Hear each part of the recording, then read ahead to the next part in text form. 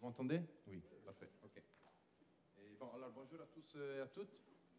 Là, au nom du président du musée, Emmanuel Casarero, qui malheureusement ne pourra pas être là pour des raisons d'agenda. Je suis ravi de vous accueillir ici au théâtre Claude Lévi-Strauss pour cette soirée dédiée aux musiques du Pacifique. Cette conférence-concert veut s'interroger sur le rôle décisif des musiques et des performances jouées, qui ont joué dans les processus de renaissance culturelle en Océanie à partir des années 70. En fait, par exemple, toutes les formes de production musicale, oh, voilà, ça c'est mieux. Toutes les formes de musique populaire hybride qui sont nées à partir des années 70, comme les kaneka, qui est au centre de cet événement, mais aussi les guitares gisalo, les apahole, les Hawaiian music, le folk mélanésien, les string bands, les Highland reggae. On a présenté des vecteurs d'émancipation et des instruments de revendication identitaire, et en même temps des espaces de transmission, de circulation et de valorisation du patrimoine local. Et justement, là, je vais vous présenter la soirée qui est bâtie de cette façon-là. À l'occasion de la publication récente l'année dernière de deux publications majeures sur la musique du Pacifique, on a organisé deux tables rondes. La première avec Geoffroy Colson, animée par lui, et qui voit comme Monica Stern, que je remercie aussi d'être là, et Stéphanie Rabot, qui sera en visio depuis la Nouvelle-Calédonie. Elle a enregistré sa vidéo. Une deuxième table ronde qui sera autour du numéro spécial d'une revue qui s'appelle Musical Awakening et Political Struggle in Oceania, et sera présentée, animée par Stéphanie Leclerc-Caffarel, aussi que je remercie, et auquel ils participeront deux des éditeurs, Matteo Aria et moi-même, et aussi Jean-Michel Baudet, auteur d'une des contributions sur les kaneka. La soirée sera aussi l'occasion pour revenir sur l'expo Carnet Kanak, qui est actuellement au musée, à l'atelier Martine Aublé. Et en fait, la naissance du kaneka, de ce mouvement musical, il est strictement lié à la démarche de collecte et de valorisation du patrimoine local en Nouvelle-Calédonie, inaugurée par Jean-Marie Chibaou et célébrée dans l'expo justement de Carnet Kanak, qui raconte l'exceptionnelle mission d'inventaire du patrimoine kanak dispersé et menée par Roger Boulet. La soirée sera aussi l'occasion pour présenter l'acquisition du fonds de musique kaneka par la médiathèque du musée du Quai Branly. Et en fait, Élodie Saget, responsable du fonds sonore et audiovisuel, interviendra sur cette acquisition. Et l'événement sera enfin clôturé et enrichi par une performance originelle organisée par un groupe de jeunes musiciens et artistes kanak, que je remercie infiniment d'avoir répondu à l'appel et d'avoir organisé cette performance, et du coup aussi pour tout le travail en amont. Et tous ces échanges, ils seront aussi accompagnés par des moments d'échange après la table ronde. Et du coup, je vous invite à poser des questions, soit après les deux tables rondes, qu'après avec les musiciens. Avant de laisser la place à Geoffrey et Monica, je tiens à remercier Anna Giannotti-Labonne, responsable de la coordination des manifestations scientifiques, Rachel Marzouk, responsable du salon de lecture Carchas, Julienne Bracammer, assistante de la bibliothèque, le département de recherche et d'enseignement, le département du patrimoine des collections, la Société française d'ethnomusicologie, ainsi que la régie et l'équipe technique du théâtre. Et merci à vous tous d'être là.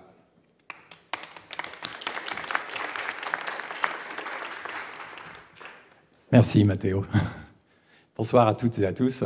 Et merci Monica d'être ce soir parmi nous. Je suis très content aussi d'être là pour présenter cet ouvrage d'importance, donc le premier de la soirée, Quand la musique s'en mêle dans le Pacifique Sud, création musicale et dynamique sociale. qui aborde un certain nombre de thématiques d'importance qui sont développées par les ethnomusicologues et les anthropologues aujourd'hui dans la zone océanienne, et qui répond à un réel besoin, je dirais, scientifique d'exploration de ce vaste territoire depuis un moment. Donc, je vais présenter rapidement Monica pour vous, et je laisserai le soin, je crois, à Stéphanie Genex-Rabot de se présenter elle-même par l'intermédiaire de sa vidéo. Donc, Monica Stern est ethnomusicologue, chargée de recherche au CNRS, membre de l'équipe du Centre de recherche en ethnomusicologie et au LESC, c'est-à-dire le laboratoire d'ethnologie et de sociologie comparative, unité de recherche sous tutelle du CNRS et de l'Université de Nanterre. C'est par le biais de la musique qu'elle est arrivée à ce domaine rare des recherches, puisqu'elle était violoniste et étudiante en musicologie, quand elle a découvert l'ethnomusicologie et s'y est alors spécialisée. C'est depuis 1998 que Monica travaille sur les musiques de l'archipel du Vanuatu, où elle a effectué de nombreuses études de terrain de longue durée. Ses premières années de recherche ont été consacrées à un aspect assez classique de l'ethnomusicologie, à savoir les musiques rurales, leurs analyses musicales et l'étude des relations de ces musiques avec la vie quotidienne et cérémonielle. Entre 2005 et 2011, Monica a vécu au Vanuatu, à Port Vila, la capitale, et fait partie d'un groupe de musique urbain, Kaljar Idim Clan. C'est grâce à cette expérience unique qu'elle a pu observer la vie des musiciens urbains, leur implication dans la vie de la ville, mais également leur rôle dans la construction de ce jeune pays qu'est le Vanuatu, indépendant depuis 1980 et enseignement condominium franco-britannique des Nouvelles-Hébrides. Elle travaille depuis également sur le rôle de la musique dans les revendications politiques, ainsi que sur le développement de l'industrie musicale. La focale de ces recherches a donc changé à partir de ce moment, en passant d'une ethnomusicologie de sauvegarde vers une ethnomusicologie des pratiques musicales dans le contexte des problématiques contemporaines. Voilà, je vais maintenant laisser la parole à Monica pour présenter la suite de... On passe. Alors, je ne sais pas comment on peut, de quelle manière lancer à la régie la vidéo de Stéphanie. Merci. Bonsoir à toutes et tous. Pour commencer, j'adresse mes plus chaleureux remerciements à toute l'équipe du musée du Quai Branly pour l'organisation de cette manifestation.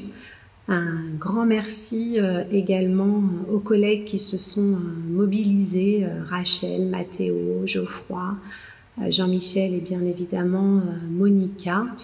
Et je remercie également tous les musiciens qui se sont mobilisés pour la concrétisation de cette belle manifestation. Je vous suis infiniment reconnaissante de m'avoir associée à ce projet. C'est assez frustrant pour moi de ne pas pouvoir être à vos côtés ce soir, mais néanmoins, je vous souhaite à toutes et tous de riches et créatifs échanges autour des musiques d'Océanie et autour du Kaneka en particulier.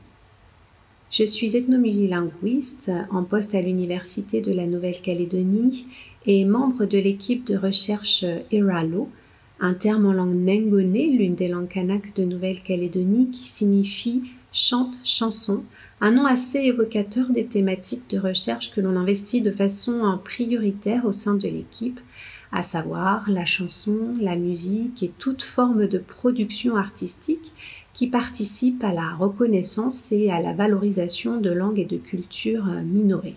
Et en Nouvelle-Calédonie, cela passe aussi, et en particulier par le répertoire de Kaneka depuis plus de 40 ans maintenant. Depuis mon enfance, j'ai toujours été fascinée par deux grandes passions. D'abord les langues d'Oïl, mes langues familiales, celles qui ne m'ont pas été transmises parce qu'il fallait maîtriser le français. Pour autant, des langues que nous chantions joyeusement en famille, en dansant des polkas, des avant-deux ou des marches. En définitive, je m'intéresse à toutes les langues dont la transmission a été contrariée par la honte, voire les sanctions de les parler ou de ne pas les prononcer correctement. Mais pour autant, des langues qui ont trouvé d'autres espaces comme la musique pour se perpétuer, se diffuser et être valorisées. Ma seconde passion, c'est la musique. Je chante au sein de divers ensembles et je joue de plusieurs instruments de musique comme l'accordéon chromatique, le ukulélé ou bien encore le gamelan, un ensemble de percussions indonésiennes. Et ce sont ces deux passions, les langues et la musique, que j'ai mis à profit dans le cadre de mes études universitaires. Mes années doctorales ont été rythmées par des enquêtes en divers terrains océaniens, notamment lors de festivals des arts du Pacifique ou lors de festivals des arts mélanésiens. J'ai suivi ma formation universitaire en ethnomusicologie et en linguistique à l'université Paris IV La Sorbonne et au sein du laboratoire de langue et de civilisation tradition orale, un laboratoire du CNRS basé à Villejuif qui comprenait à l'époque de nombreux chercheurs océanistes spécialistes de la Nouvelle-Calédonie, principalement des anthropologues et des linguistes. Au sein de ce laboratoire se trouvait également le collectif Musilinguistique constitué par nos collègues ethnomusicologues Andy Arléo et André-Marie Despringres. Ce collectif musilinguistique a indéniablement nourri mon désir d'interdisciplinarité, celui de cheminer entre disciplines, celui de transposer certaines méthodes linguistiques ou sociolinguistiques à l'étude des systèmes musicaux.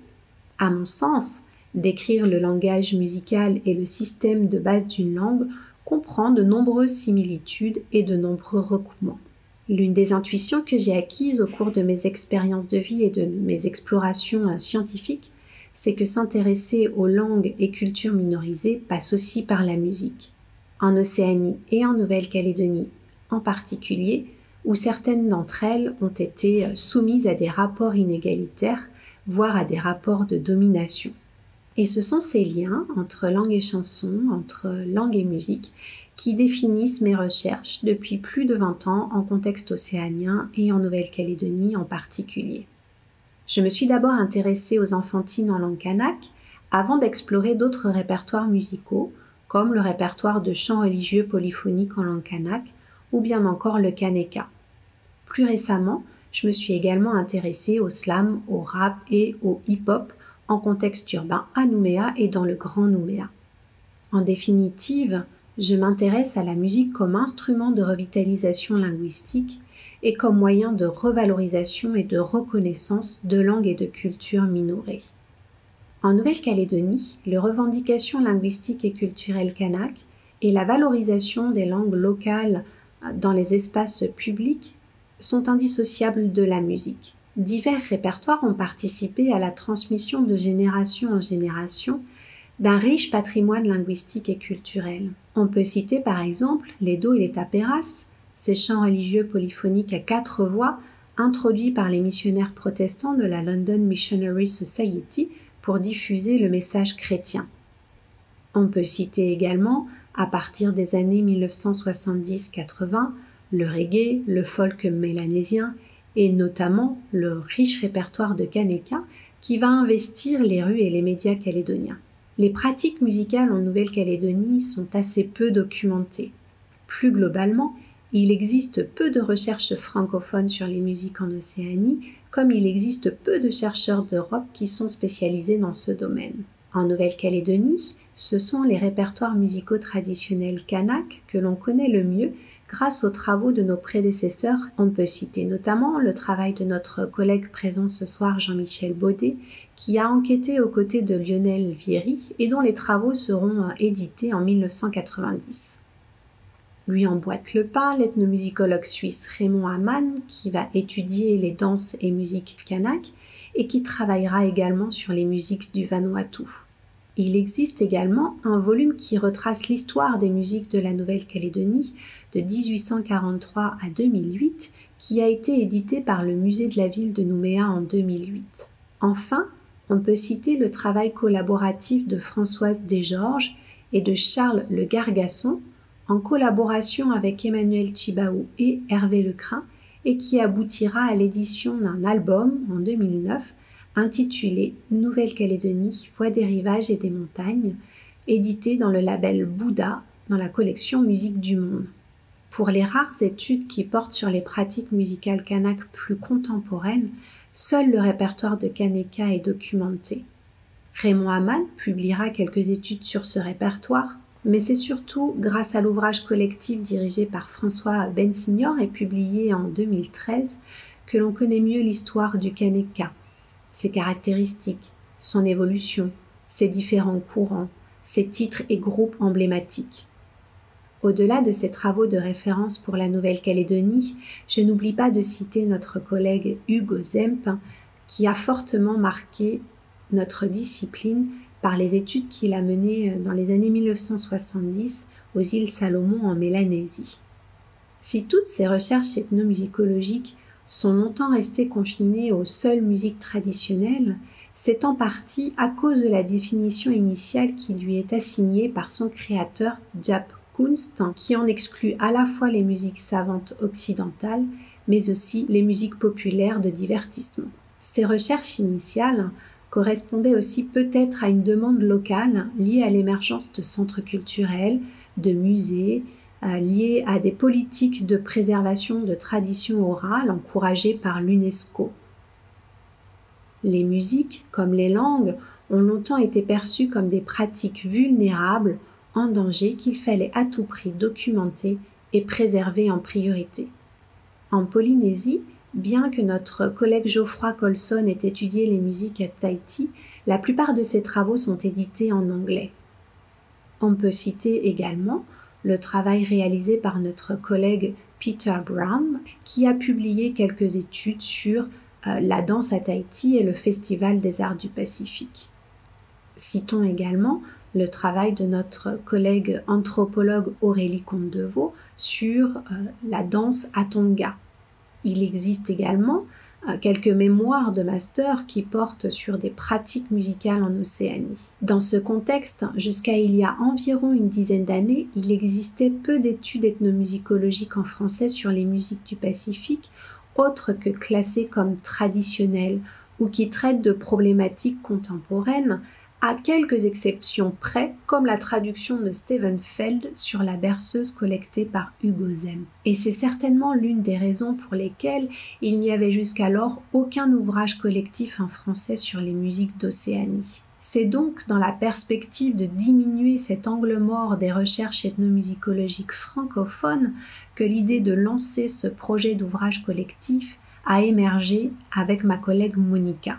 Comparativement, l'analyse des pratiques musicales francophones contemporaines face au développement de l'industrie musicale et à la globalisation est à l'inverse bien ancrée depuis les années 1990 dans les recherches anglophones, et on peut citer par exemple les travaux de Niels ou Webb pour ne citer qu'eux.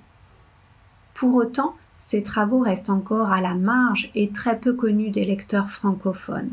L'ambition initiale de notre ouvrage visait donc à initier une réflexion commune autour de questions musicales contemporaines encore à la marge en Nouvelle-Calédonie comme dans d'autres pays francophones de la région et plus largement en France. Et nous espérons que cet ouvrage collectif comblera en partie certaines lacunes de l'ethnomusicologie francophone du Pacifique en initiant cette réflexion pluri- et interdisciplinaire. Si le nombre de chercheurs francophones spécialistes des musiques dans le Pacifique n'a pas facilité la réalisation de l'ouvrage, cela nous a aussi incité à faire appel à des chercheurs francophones non ethnomusicologues ou dont la musique n'est pas la spécialité principale. Cela nous a aussi invités à solliciter des ethnomusicologues anglophones dont les travaux ont été traduits en français pour participer à une meilleure connaissance de leurs études auprès de lecteurs francophones. Une autre ambition de notre ouvrage entendait inclure des participantes et des participants hors champ académique.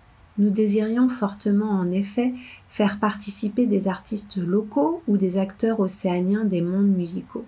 Bien que conscientes de la difficulté de l'exercice avec Monica, nous avons tout de même proposé à divers interlocuteurs de croiser nos regards, de faire dialoguer nos expériences entre chercheurs et artistes. Si les tentatives de coécriture ne se sont pas toutes concrétisées, ces objectifs d'ouverture à différentes formes de collaboration ont été partiellement atteints. Nous avons en effet dans le volume des chapitres d'ethnomusicologues, parfois proches des Popular Music Studies, Certains auteurs sont anthropologues. Un chapitre a été coécrit par une chercheure en sciences du langage et un danseur professionnel de Nouvelle-Calédonie. Un autre chapitre a été coécrit par Monica et un directeur d'institution au Vanuatu.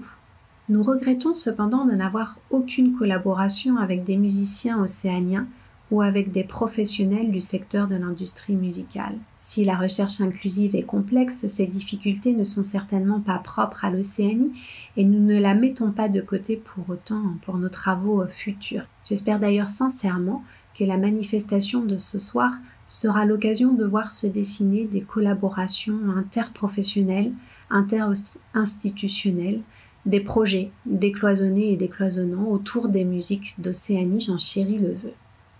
L'ouvrage que nous avons co-dirigé avec Monica comprend 9 chapitres rédigés par 10 contributeurs et 10 contributrices qui nous font circuler entre Guam, la Nouvelle-Calédonie, la Papouasie-Nouvelle-Guinée, le Vanuatu et Tonga. De façon générale, les musiques servent de point de départ pour interroger les moyens de création et de production musicale, le rôle des technologies numériques pour leur circulation et leur diffusion, la professionnalisation ou la commercialisation et leur transformation en enjeux sociopolitiques. Les auteurs, dans cet ouvrage collectif, nous invitent à découvrir des approches et des situations musicales très variées, qui vont de la création de la fête de la musique au Vanuatu, en passant par l'essor du Ori Tahiti au Japon, ou bien encore en passant par le hip-hop, évoqué pour la première fois en contexte universitaire en Nouvelle-Calédonie. Certains chapitres soulèvent des questions liées à la législation, au droit et à la propriété intellectuelle des musiques. D'autres chapitres étudient le statut des musiciens et les interdépendances entre secteur formel et secteur informel. Enfin, une attention particulière est accordée à la place du numérique, comme les téléphones, les ordinateurs, les disques durs, qui permettent de faire circuler les musiques, de les diffuser, de valoriser des événements comme les festivals. L'évocation des musiques fait surgir encore aujourd'hui des images exotiques et stéréotypées, qu'il s'agisse du tamouré, du hula, du pilou ou bien encore du haka. Certaines danses et musiques qui les accompagnent ont abondamment imprégné les études musicales menées au sein de la région. En revanche, la Pan-Pacific Pop, les string bands, le kaneka ou bien encore la Jawaiian music demeurent peu documentées dans la littérature francophone.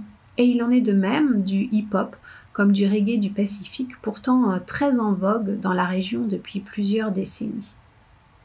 Pour finir, les chapitres rassemblés dans cet ouvrage collectif examinent des pratiques musicales contemporaines en Océanie, tout en tenant compte d'aspects historiques, politiques et économiques liés à leur développement. Je vous remercie de votre attention et je vous souhaite à toutes et à tous une excellente soirée.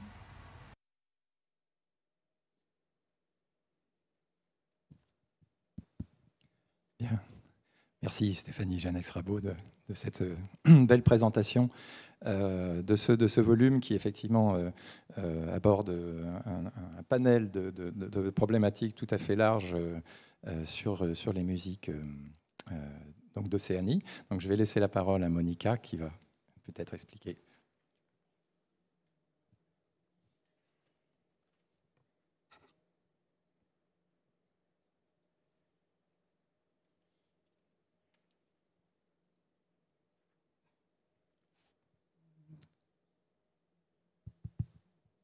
Bonjour à tous.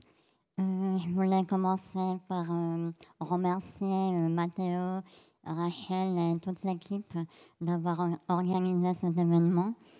Et merci beaucoup aussi Geoffroy d'avoir accepté d'être là à nos côtés aujourd'hui.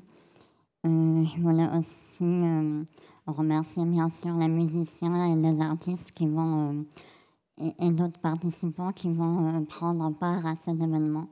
Et puis bien sûr le public. Suite à la présentation de Stéphanie, je vais continuer à parler de l'objectif qui était le nôtre pour élaborer cet ouvrage. Et j'aimerais pour ma part mettre l'accent sur le contexte historique, non seulement de ces musiques que nous voulions mettre en avant, mais également le contexte de leur développement, des institutions, des studios d'enregistrement et des technologies. Pour cela, je vais tout d'abord faire une petite place à la musique. Elle était un peu partie en avance. Donc le clip qui avait démarré tout à l'heure, ça sera un clip des années 70.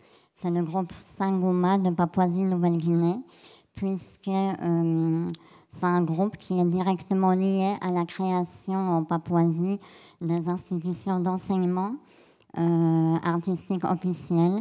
Et tous les membres de ce groupe étaient parmi les premiers étudiants qui ont fréquenté ces écoles d'art.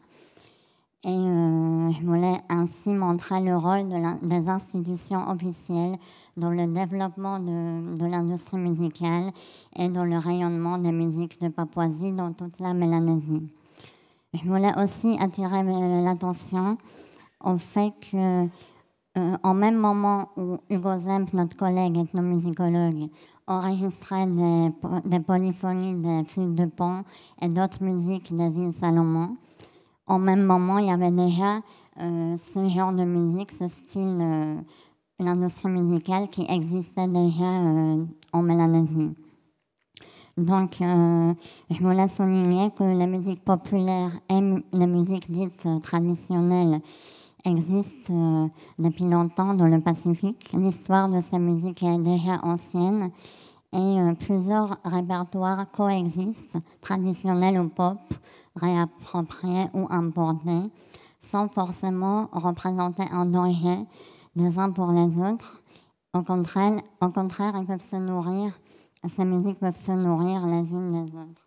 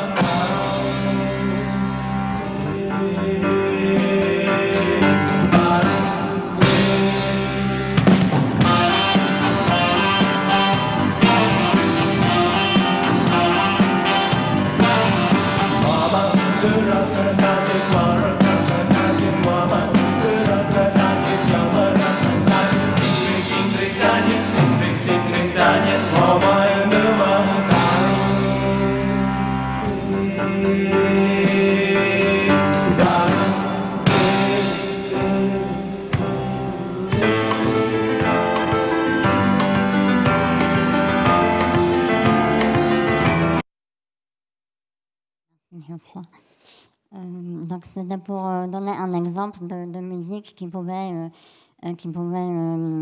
de musique locale en Mélanésie qui pouvait déjà être pratiquée à la fin des années 70. C'est un groupe qui était actif dans les années 70 et 80. Comme nous l'avons déjà vu dans la présentation de Stéphanie, l'ethnomusicologie s'est concentrée pendant très longtemps uniquement sur le domaine des musiques traditionnelles et attardée à s'ouvrir sur d'autres répertoires. Ainsi, dans le dernier chapitre de l'ouvrage, notre collègue anthropologue Eric Widersheim déplore la marginalité des études sur ces répertoires populaires en général, non seulement dans le Pacifique. Pour lui, les pratiques autour de ces musiques peuvent avoir un sens profond et être vues comme des alternatives politiques. Étudier l'histoire locale des musiques comme le reggae, le rap ou le rock permettrait d'observer, selon lui, un point de vue de la société qui est différent, une vision d'en bas. Pour la comprendre, il faut s'intéresser à comment ces courants venus d'ailleurs sont réappropriés face aux enjeux locaux et contemporains et prennent ainsi un sens particulier. Nous avons essayé avec Stéphanie Genex-Rabot de mettre en valeur l'aspect historique dans l'introduction de l'ouvrage. Malheureusement, il existe très peu de documentation sur les influences musicales durant les premiers contacts. C'est à partir de la fin du XIXe siècle que les écrits témoignent d'intégration des habitants dans les pratiques musicales chrétiennes, qu'ils chantent, mais aussi qu'ils jouent.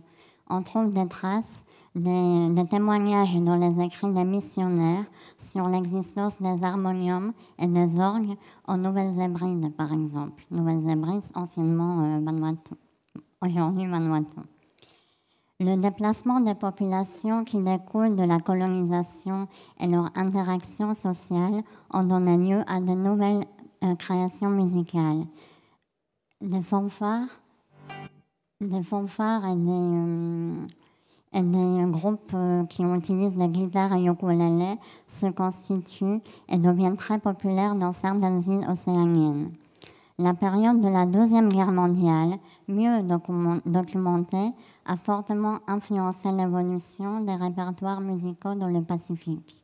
La présence de l'armée américaine dans plusieurs archipels océaniens à partir des années 40 a fait connaître aux habitants le jazz, le swing, les musiques country et d'autres musiques américaines qu'ils se mettent alors eux-mêmes à pratiquer. C'est aussi à la période de cette Deuxième Guerre mondiale que se développent des technologies de communication.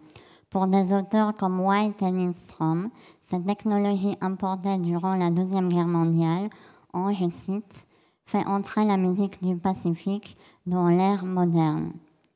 Dans les années 50 et 60, la country music, puis les premiers rythmes du rock américain divertissent les habitants dans le Pacifique. Au Vanuatu et en Papouasie-Nouvelle-Guinée, le string band se développe autour de la période de l'indépendance, donc dans les années 70.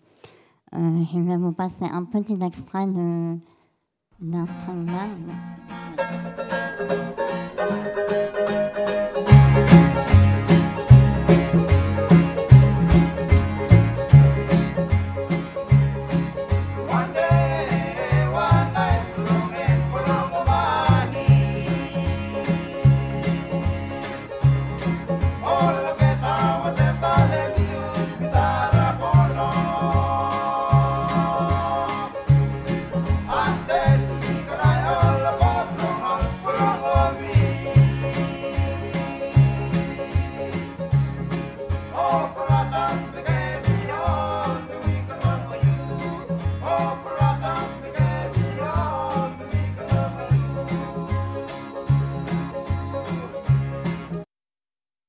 Un exemple de string band du Vanuatu qui s'appelle le Makura Tokolau et ce groupe a été formé dans les années 70, mais là nous avons la troisième génération de musiciens, donc le groupe se forme et d'une génération à l'autre, le groupe continue avec des chansons anciennes et des chansons créées récemment également. Dans les années 80, c'est le reggae qui se développe dans toute la région du Pacifique et dans les années 90, c'est le hip-hop. On peut donc passer la table des matières maintenant. Je vais rapidement passer en revue les chapitres de l'ouvrage. Tout d'abord, 2 chapitres qui ont une forme particulière, un peu moins classique, académique.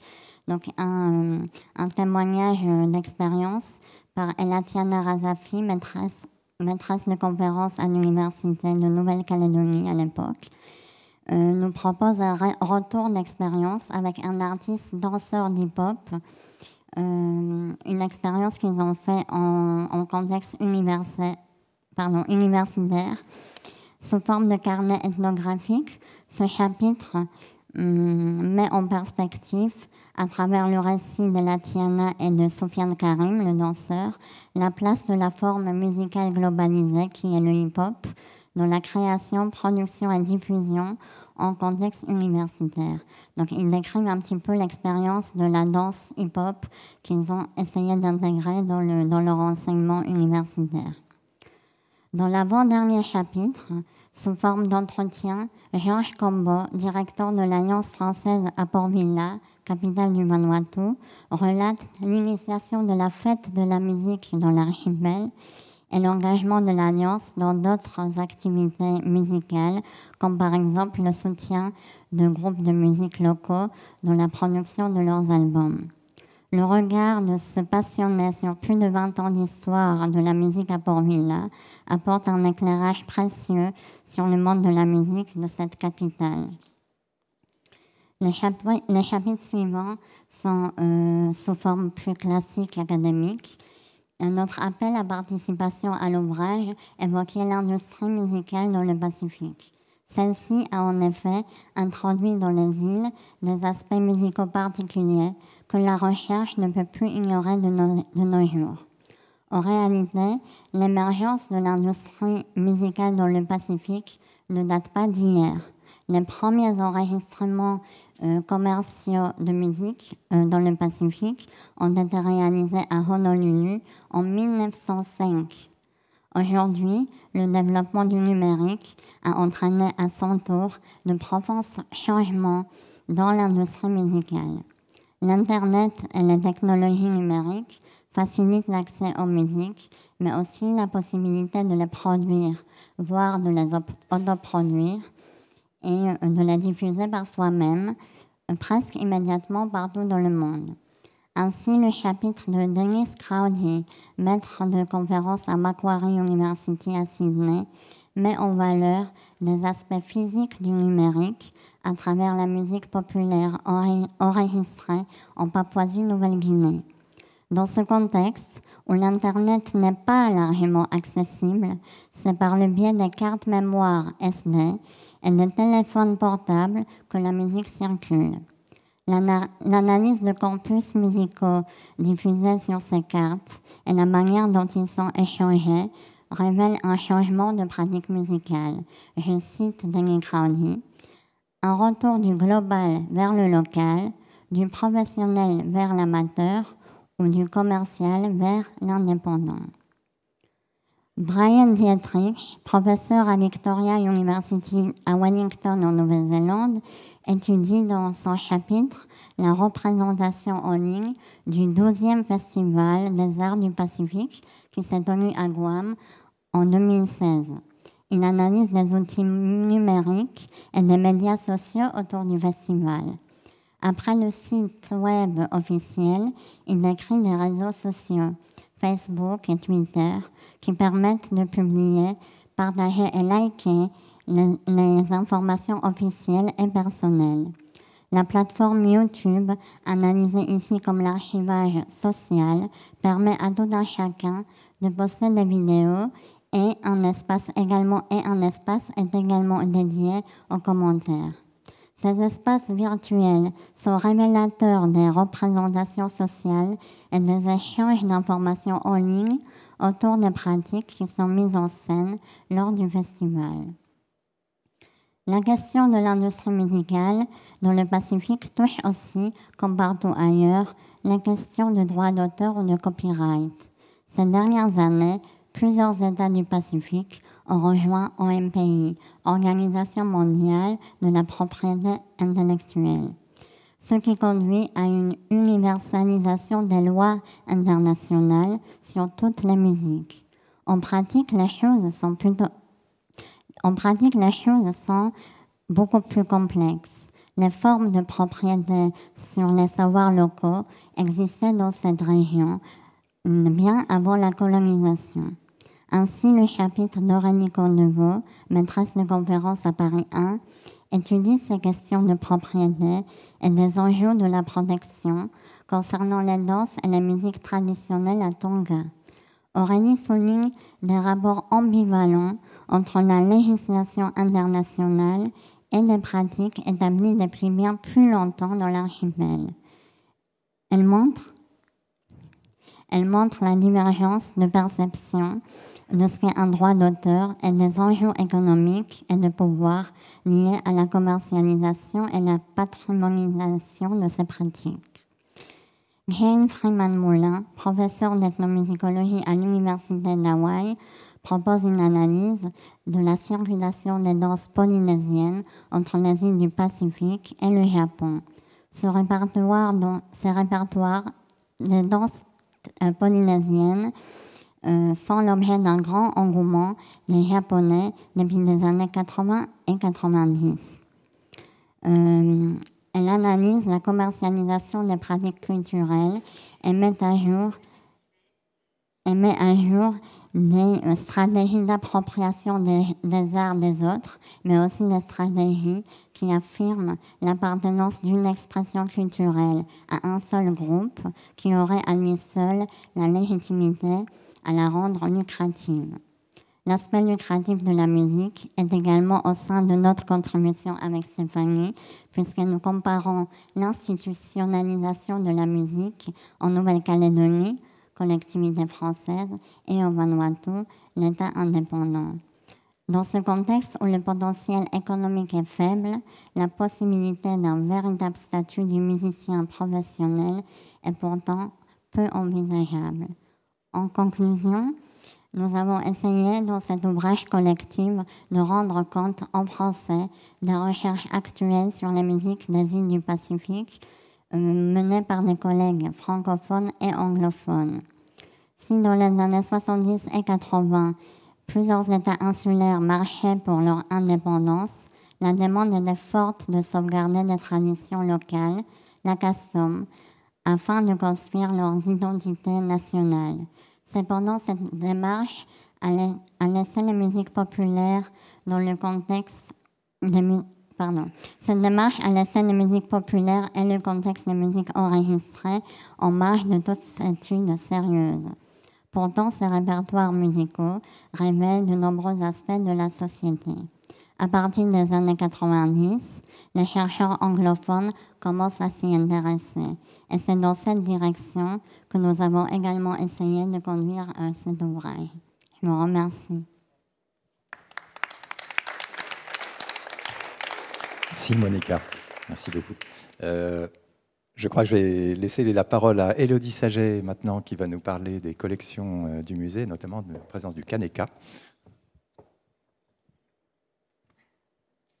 Bonsoir à toutes et à tous. Je serai assez brève. Je vais vous donner surtout quelques informations sur cette acquisition d'ensemble de Kaneka plutôt qu'une vraie présentation, parce que mes collègues vous en parleront bien mieux que moi. Donc moi, je m'occupe du fonds audiovisuel et sonore pour le service de la médiathèque du musée. La médiathèque est un service qui est rattaché au département du patrimoine et des collections et est là pour mission d'acquérir des collections comme celles que vous voyez sur la table, donc des monographies, des périodiques, des archives, de l'iconographie et un fonds audiovisuel et sonore. Et les acquisitions se font selon une politique documentaire qui est définie selon les objectifs de l'institution. Et cette politique documentaire définit le périmètre de compétences de la médiathèque et donc oriente son budget, ses acquisitions. La médiathèque, très rapidement, dès l'ouverture du musée, a eu pour objectif de constituer un fonds audiovisuel et sonore de référence dans les domaines de l'anthropologie, des arts et des civilisations non occidentales. L'idée était surtout d'apporter une forme de documentation aux collections qui arrivaient au musée du Quai Branly.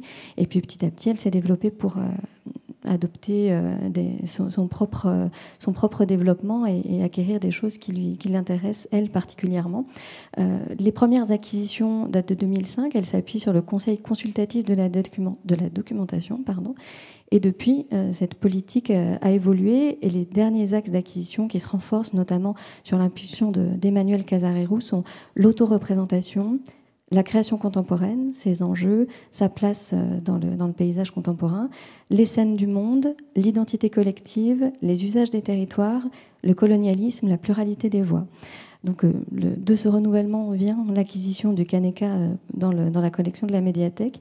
L'idée vient aussi de nos collègues du département du patrimoine et des collections, et notamment de Matteo Gallo, que vous avez entendu tout à l'heure, qui était à l'époque titulaire d'une bourse de recherche au musée et dont le sujet d'étude s'intéressait notamment au Kaneka. Et c'est grâce à lui que j'ai rencontré la personne qui nous a fourni ce lot d'enregistrement. C'était aussi un moment où je venais assister aux conférences du Centre de recherche en ethnomusicologie. J'avais notamment assisté à la présentation de l'ouvrage que Monica et Stéphanie vous ont présenté. Et tout ça a abouti à l'acquisition d'un ensemble édité par Mangrove Productions.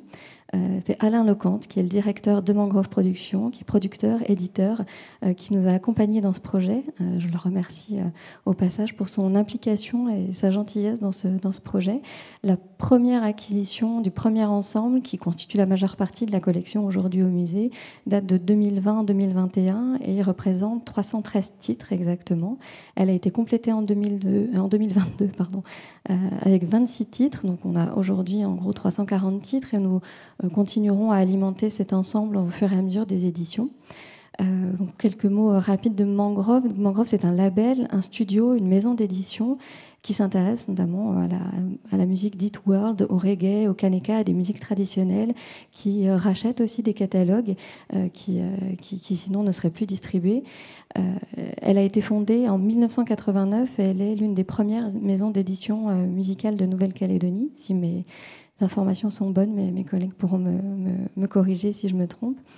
Et son catalogue réunit des documents de toute la zone Pacifique Sud, donc Tahiti, Papouasie-Nouvelle-Guinée, etc.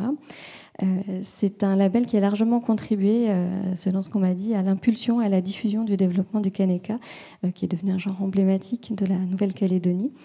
Et enfin, cette acquisition se justifiait aussi par la médiathèque du musée du Quai Branly, puisque le kaneka était assez rare, voire absent des grands catalogues nationaux. J'ai compté une vingtaine de titres à la BNF. Enfin, voilà, l'idée était vraiment de faire entrer cet ensemble dans la collection pour qu'elle soit consultable, réutilisable, et qu'on puisse la programmer dans des séances comme celle-ci. Donc je remercie également Élie Girard, qui est mon collègue et qui travaille activement à la mise à disposition de ce fonds via le catalogue de la médiathèque. Donc je vous invite à nous rejoindre en bibliothèque de recherche tous les jours, du mardi au samedi. Et vous trouverez à la fois le fonds en écoute, les documents qui l'accompagnent, comme les deux ouvrages qui sont sur la table, et des documents sonores comme celui-ci qui rejoindra la collection documentaire de la médiathèque. Je vous souhaite une bonne soirée et à bientôt au musée.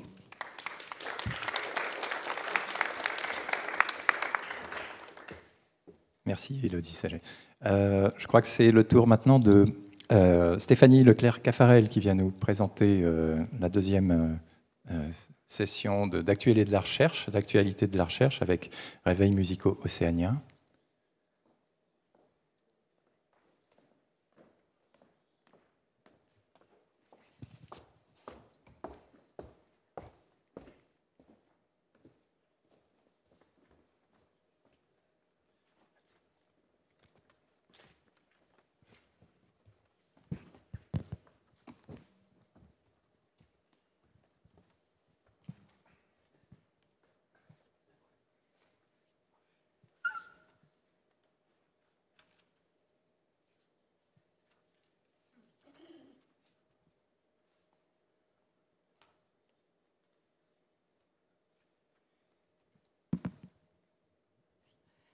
Alors, wow. Merci beaucoup à tous d'être là. Je ne vous vois pas, mais je vois très bien nos intervenants et je suis ravie de les accueillir pour présenter donc un deuxième ouvrage qui en fait est un numéro spécial de la revue Uomo, qui signifie homme en italien,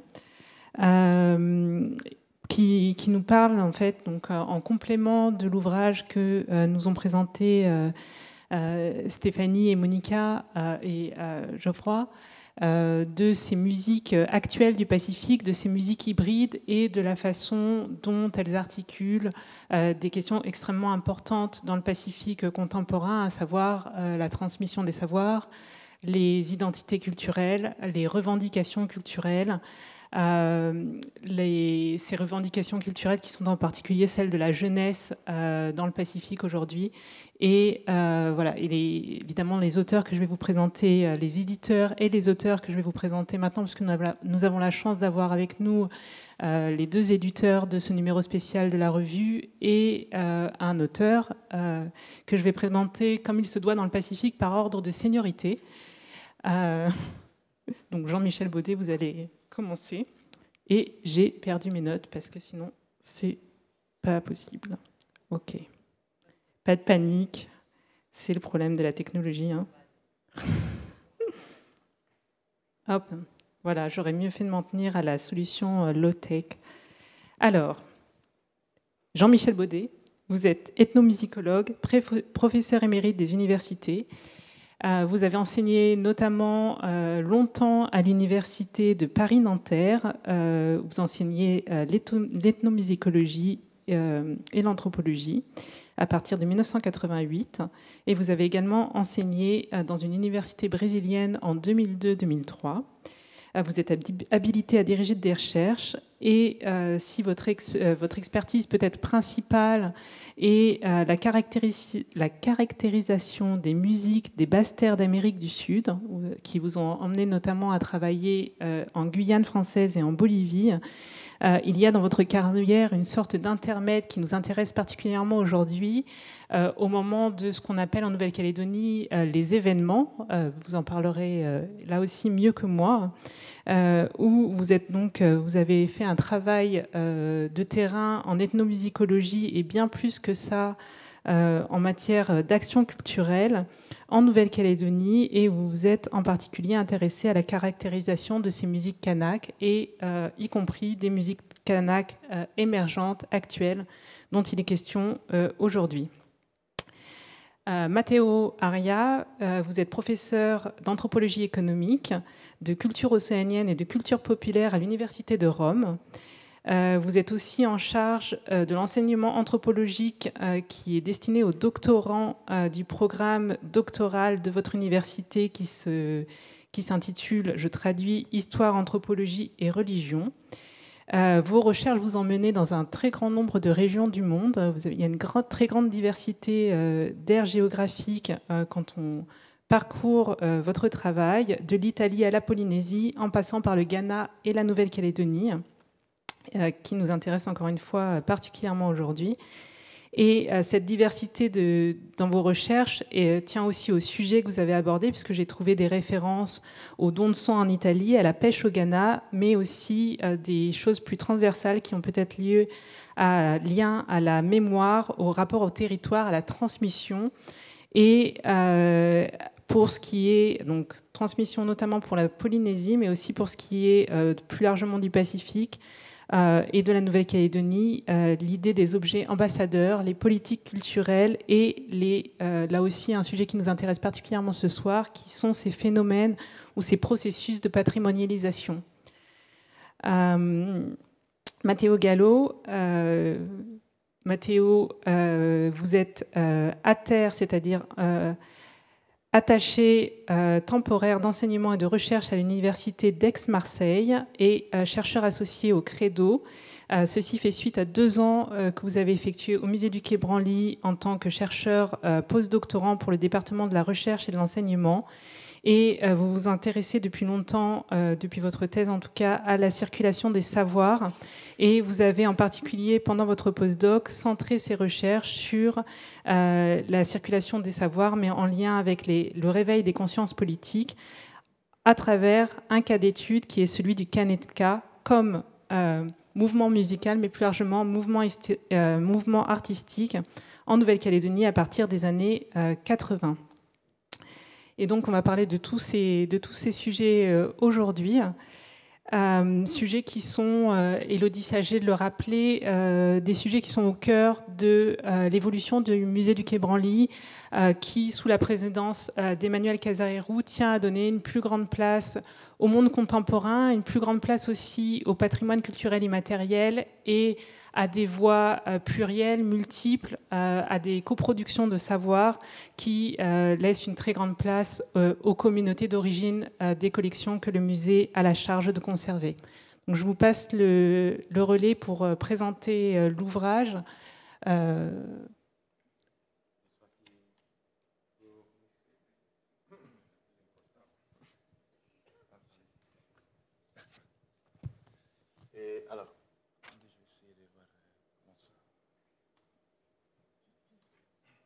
Ok, voilà. Là, l'idée, c'était pas. Ok, l'idée, c'était pas. Là, c'est immerger directement sur toutes les différentes contributions du numéro. Moi, une chose que je voulais lancer pour commencer à faire un débat, c'est un peu l'idée qu'on avait, que vous avez évoquée au début, C'était justement les gros liens et connexions entre les performances qu'ils ont et les nouvelles productions musicales qu'ils ont pris forme à partir des années 60-70 dans le Pacifique et ce qu'on appelle la Renaissance, les renouveaux culturels. Et là, dans l'ouvrage, dans le numéro spécial, on a différentes perspectives qui viennent justement avec des langues différentes, français, anglais et italien. Nous parler depuis Hawaï à l'Australie des différents mouvements qu'ils ont pris forme en cette période-là. Par exemple, les textes de Franca Tamisari, il est consacré, par exemple, à les communautés Yungul de Milingimbi en terre d'Alnem. Et il prend en considération et il fait une longue histoire de la Wiringa Band, qui est un band des années 80-90. Et il raconte dans l'article justement que, comme on verra, peut-être on va en discuter de ça aussi dans le cas de la Nouvelle-Calédonie, les mouvements autochtones pour la reconnaissance des terres à partir des années 80, ils étaient liés fortement aussi à une démarche de valorisation du patrimoine, dont aussi les musiques qui ont joué un rôle essentiel. Et ça, par exemple, on le revoit dans l'article de Kevin Feld, qui raconte comme la période qu'on connaît comme les réveils hawaïennes des années entre 1964 et 1980.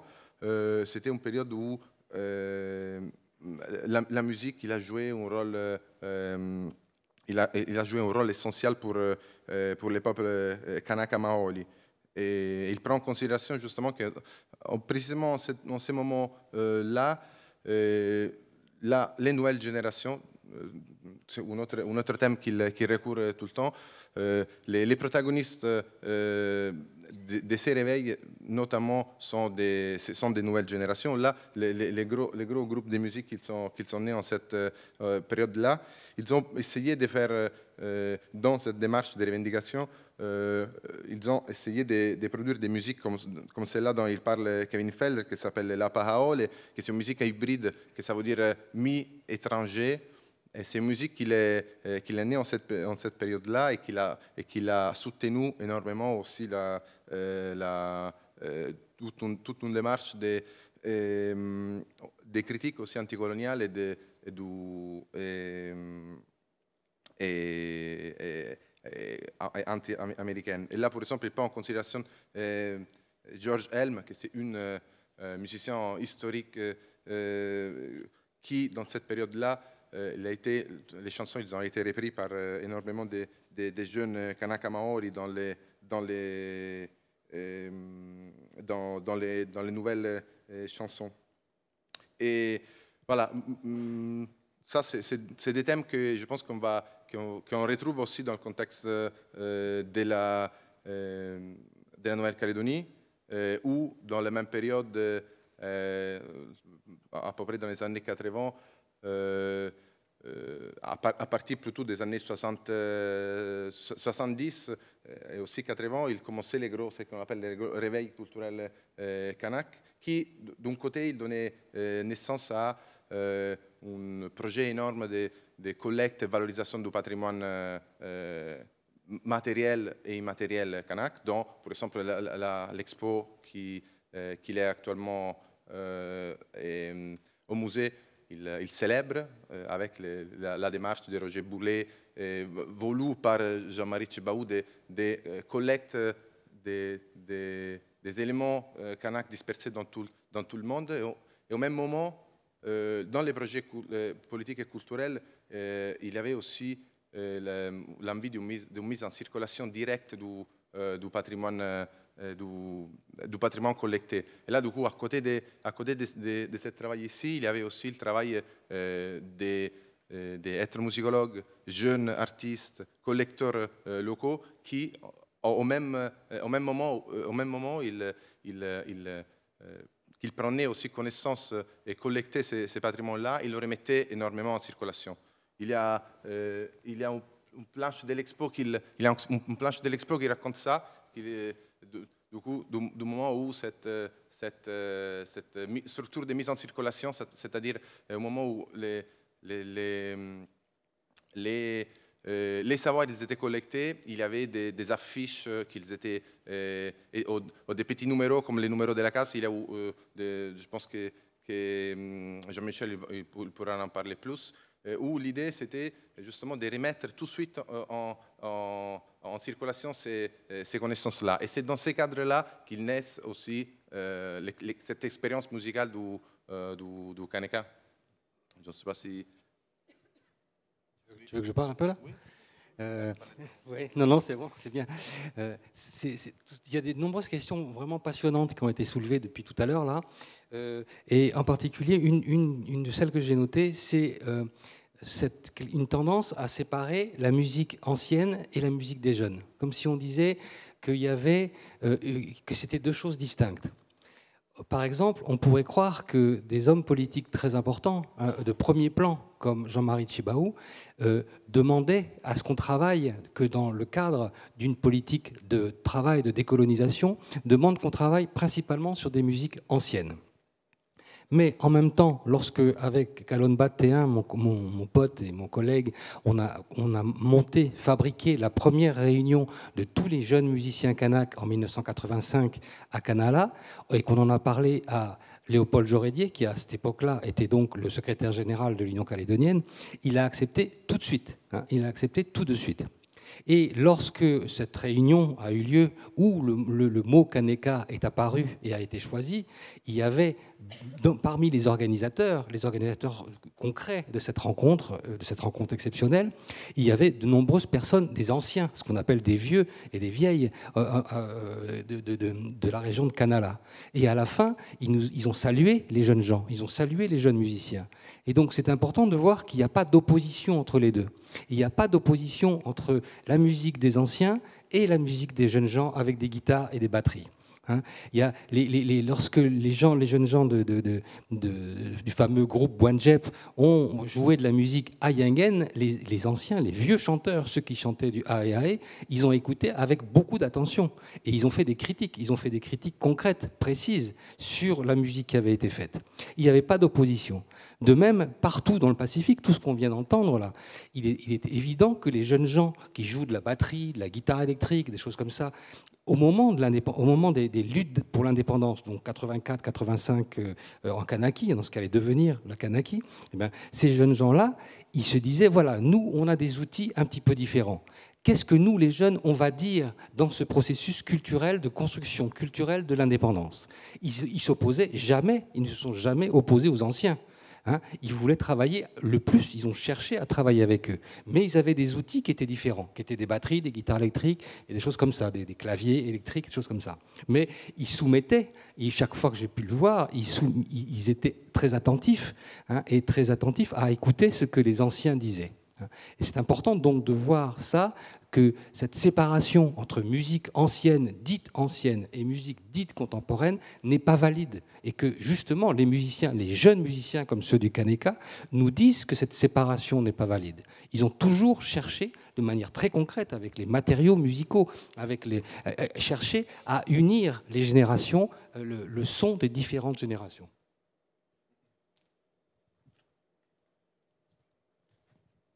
Alors, pour que ça soit bien clair, l'exposition qu'évoquait Matteo et dont nous parle aussi de façon indirecte Jean-Michel, c'est l'exposition Carnet Kanak qui est en ce moment en mezzanine centrale, donc sur le plateau des collections, et que je vous invite évidemment à aller voir. Je vais peut-être donner la parole à Matteo Aria qui va nous parler du volume dans ses grandes lignes. Nous expliquer un petit peu peut-être ce que vous avez voulu faire avec ce volume et à qui vous avez voulu donner la parole.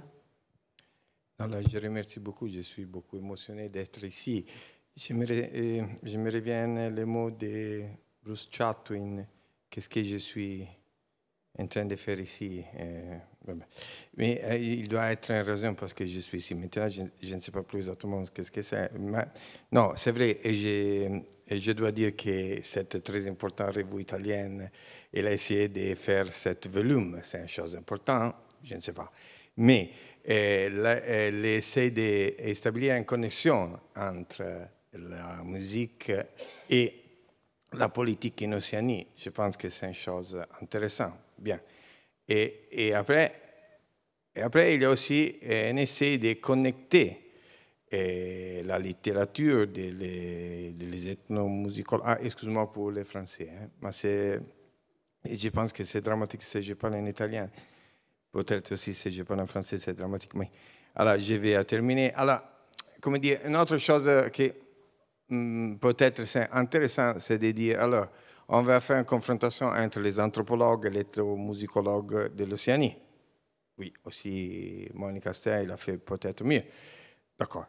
Mais c'est une revue italienne. Et dedans, je ne vais pas être chauviniste, mais il y a aussi notre essai de dire c'est possible d'établir différentes connexions aussi avec des penseurs italiens comme, je ne sais pas si vous vous rappelez, lui qui était beaucoup en prison chez nous, Antonio Gramsci, et qu'il a écrit des choses peut-être importantes sur la relation entre hégémonie et subalternité. Et qu'est-ce qui peut être la relation ici? Peut-être que nous pouvons lire Gramsci pour essayer de dire ad Adorno que les choses qu'il a écrites sur les jazz, ils ne sont pas très bons pour comprendre les mouvements musicaux en Océanie.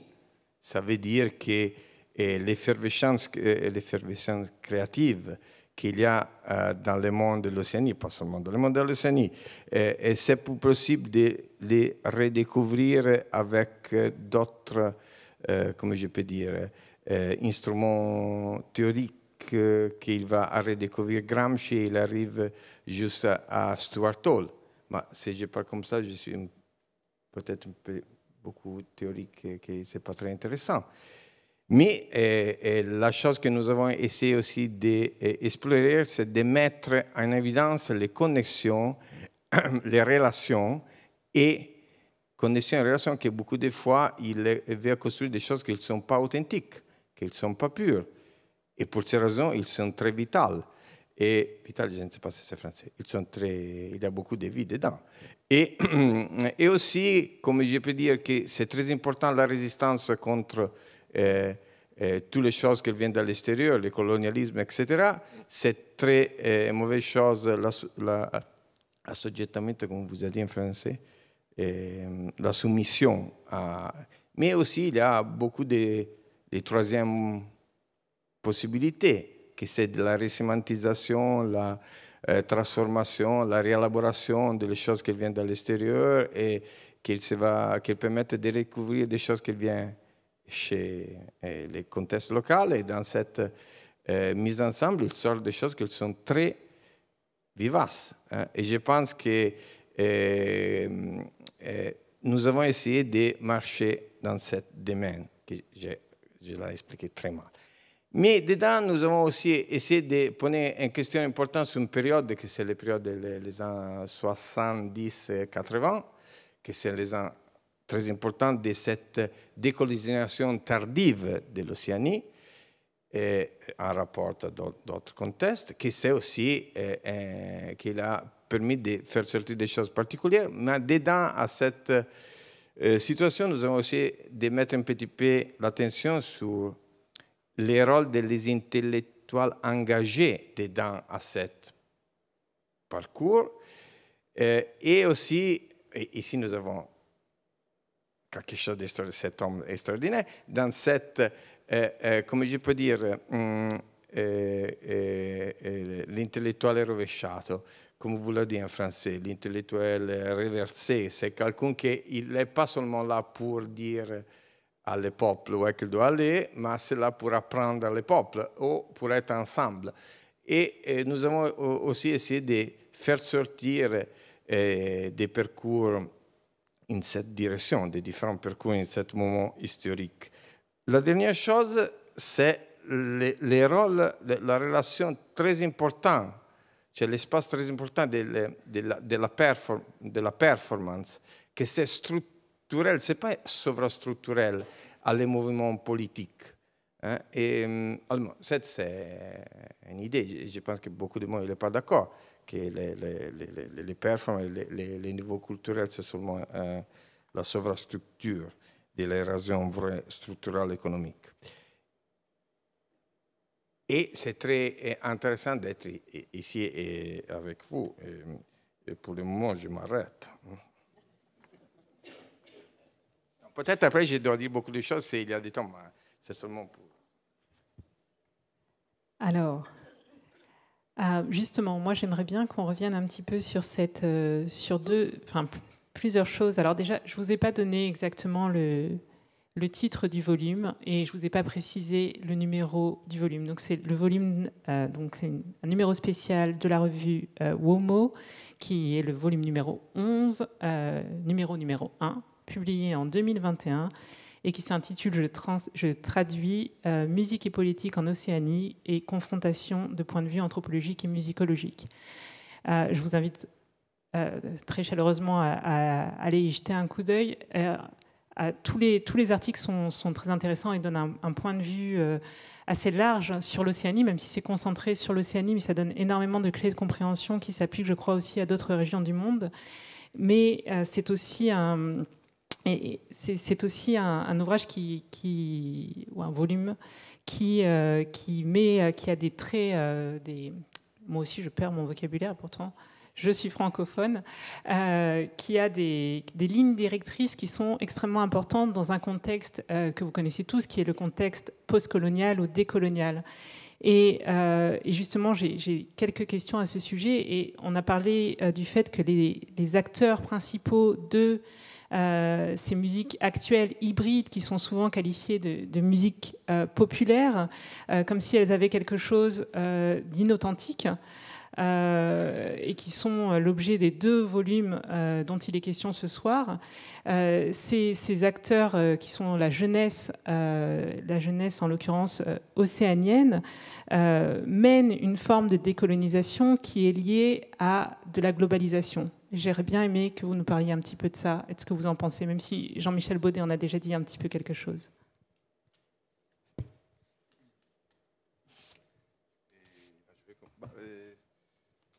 Je vais répondre tout brièvement à ça. Il y a ça, il y a l'envers des décors. C'est-à-dire, une chose qui a été déjà évoquée, c'était aussi d'un côté l'effort de produire une musique qu'il soit en même temps originelle et ancré dans le passé. Et si on voit dans la perspective de la jeunesse, des nouvelles générations, par exemple, comme c'est le cas de l'histoire du Kaneka, les jeunes engagés dans cet effort créatif, ils étaient menés par deux grands envies. Celui-là c'est légitimer vis-à-vis des anciennes et en même temps essayer de faire quelque chose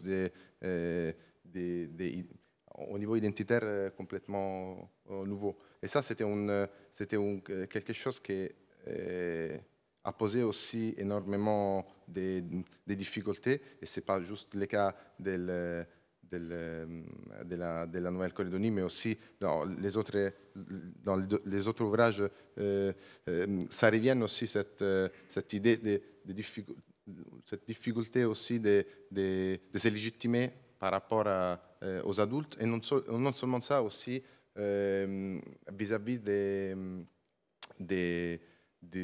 comme il a été présenté aussi par Monica et Stéphanie, par la communauté scientifique qui pour longtemps il a considéré ces musiques comme totalement non authentiques. Et ça a posé ça posait des questions. Par exemple, l'article que je trouve que c'était très important de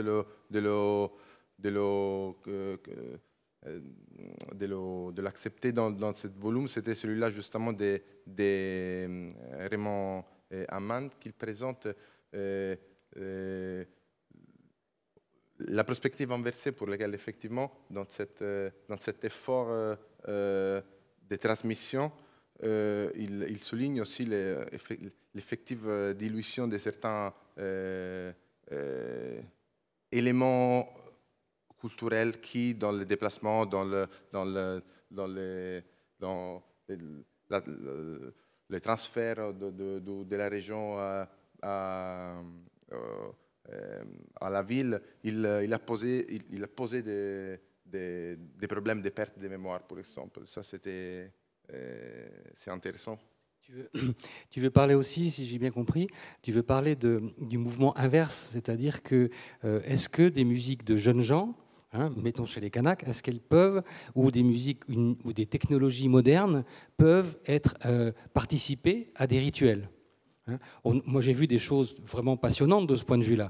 Vous savez, un des éléments rituels très importants qu'on trouve dans des nombreuses régions de la Grande Terre en Kanaki, c'est ce qu'on appelle le discours sur le bois. C'est-à-dire, il y a un orateur qui monte, il a été formé rituellement, c'est pas n'importe qui, il a une place particulière dans le lignage, et il se lève au début de la cérémonie et il délivre un discours très impressionnant, à très grande vitesse, où il énonce toutes les alliances entre les différentes vallées et les gens qui sont présents. Et c'est à la fois un récit historique et un récit politique d'alliance. C'est quelque chose qu'on apprend, qu'ils apprennent par cœur rituellement avec des techniques d'apprentissage qu'apprennent certains hommes spécialisés, attitrés pour faire ça.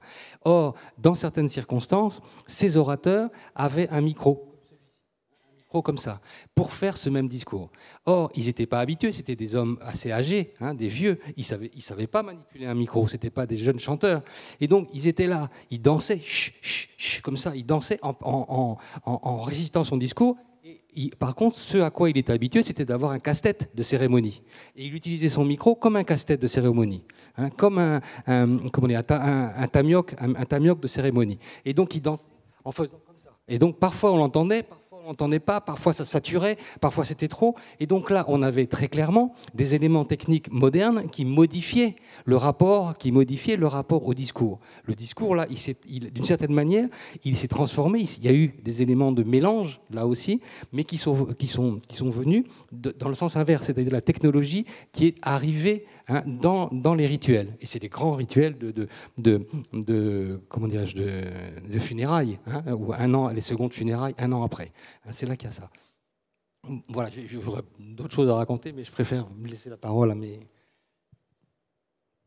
Ce qui est important, je crois, de dire une fois de plus, c'est que les mélanges, les orientations politiques étaient à la fois était double et très clairement double, à la fois qu'on ne peut pas faire d'indépendance sans travailler sur la culture, que politique et culture ne sont pas séparés. Ainsi, Jean-Marie Tjibaou, devant un aéropage de jeunes gens qui venaient apprendre à faire de l'ethnographie, il a dit oui, le drapeau kanak, oui, tous les jeunes gens à cette époque-là, en 84-85, ils étaient tous avec des drapeaux kanak autour d'eux, ils étaient là comme ça, et ils disaient oui. Jean-Marie Tjibaou, qui lui-même avait levé le drapeau kanak de manière extrêmement formelle, extrêmement imposante, il disait oui, lever le drapeau kanak, ça ne nous intéresse pas. Ça ne nous intéresse pas si on n'est pas en même temps kanak.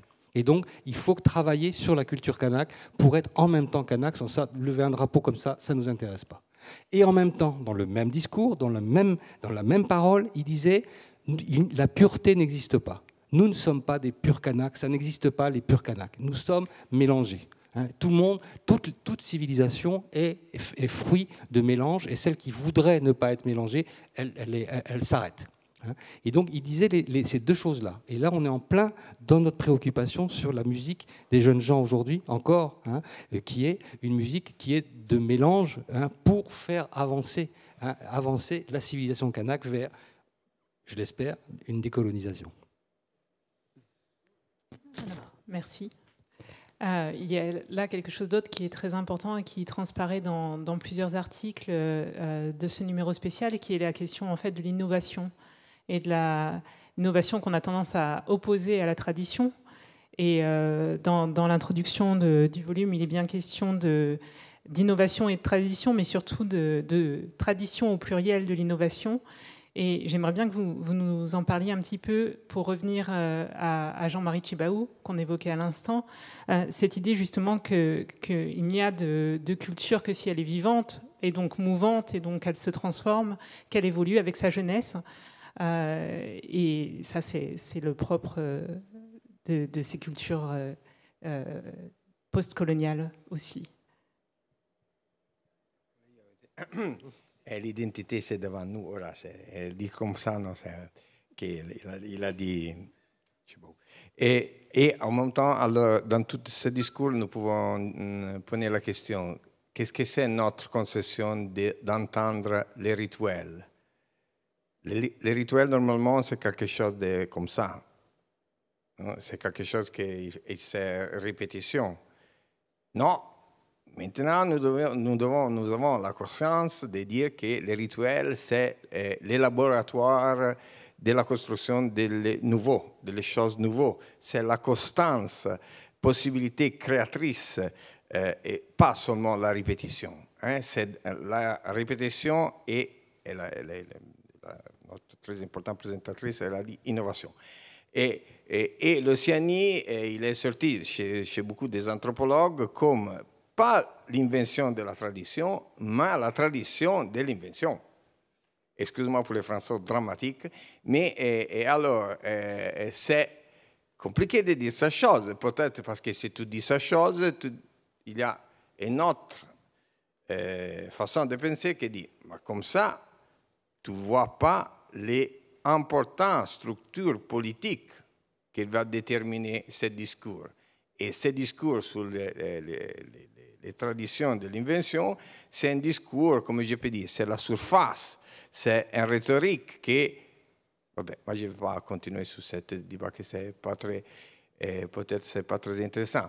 C'est très intéressant pour moi de mettre au centre cette possibilité d'agir dans le présent et la possibilité de construire avec les performances, avec la pratique, des choses inédites, c'est français, non?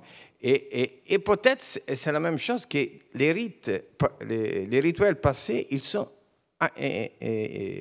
nouveaux dans le passé, non? C'est quelque chose que tous les fois, c'est cette possibilité. Nous savons aussi que tous les fois, dans les mouvements indépendantistes, identitaires, tous les fois, il y a aussi un mouvement inverse, de dire, nous devons retourner à le passé parce que le passé, c'est authentique. On va retrouver les traditions vraies qu'elles sont dans le passé. Ici, nous avons une autre narration qui dit que l'authenticité, c'est dans le futur. Ça veut dire que c'est authentique les choses que nous pouvons faire. Comment? Très bien, bravo. Vous avez compris que moi j'ai travaillé entre 1984 et 1988, de 1984 à 1988, sur ce travail culturel sous l'orientation des dirigeants indépendantistes. Et donc je vous raconte des petites histoires. Hein. Moi je ne connais pas la Nouvelle-Calédonie d'aujourd'hui. Depuis 30 ans, je ne sais pas du tout comment elle a changé. Mais je vous raconte un peu des choses de cette époque-là qui peuvent peut-être montrer des choses. On voit sur l'écran, on me voit en haut, et en bas on voit mon pote Kalonbat. Kalonbat, Gilbert Kalonbat-Théin, qui a été plus connu après parce qu'il était le leader du groupe Bouenjep. Et un jour, tous les 2 ou 3 mois, on allait voir Jean-Marie Tjibaou, qui était notre chef, si vous voulez, et qui nous disait ce qu'il fallait faire. On nous présentait notre travail, et chaque fois, il disait la même chose. Il disait « Ah, vous avez bien travaillé, c'est bien, mais il faut travailler, il y a encore beaucoup à faire. C'est pas assez ce que vous avez fait. Allez donc voir un tel ou un tel, et tout ça. » Et il nous donnait ainsi des orientations de travail. Et une fois, il nous a emmené voir un monsieur, il nous a conseillé d'aller voir un monsieur qui était perdu dans une tribu dans le nord, vraiment. Et il était, et c'est un monsieur très âgé, un vieux très âgé, avec une grande barbe blanche comme ça. Et on a, son nom m'échappe, excusez-moi, aujourd'hui, c'est un monsieur très important. On a fait du très bon travail avec lui sur les musiques anciennes. Et à un moment donné, il nous parlait de la grande musique, la grande musique classique kanak, qui est le ae-ae, ce qu'on appelle ae-ae, le chant en contrepoint à 2 voix d'homme. Et à un moment donné, il dit, mais j'essaie de vous expliquer quelque chose sur musicalement, sur quelque chose de musicologique là.